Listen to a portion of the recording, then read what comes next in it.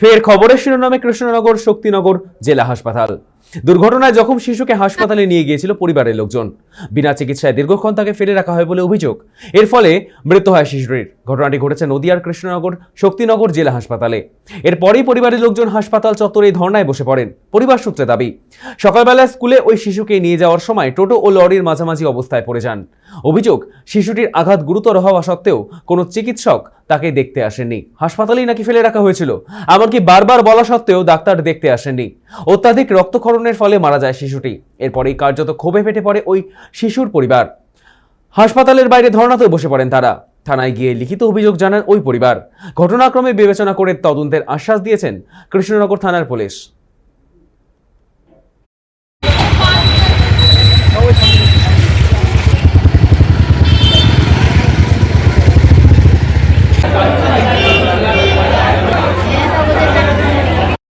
Accident করেছিল স্কুলে যাওয়ার পথে।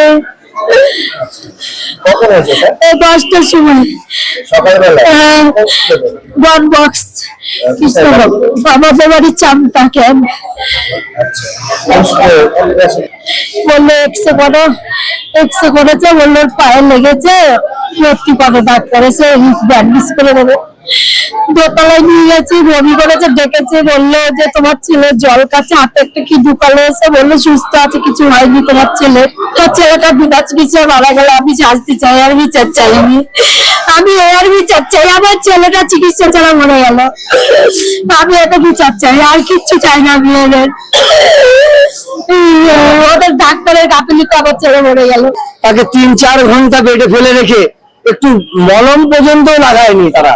এত সুন্দর পরিষেবা জেলা সদর হসপিটাল শক্তিনগর, এত সুন্দর, এখানে ডাক্তার, এত নার্স, কোনো ডাক্তারও আসেনি, কোনো নার্সও আসেনি।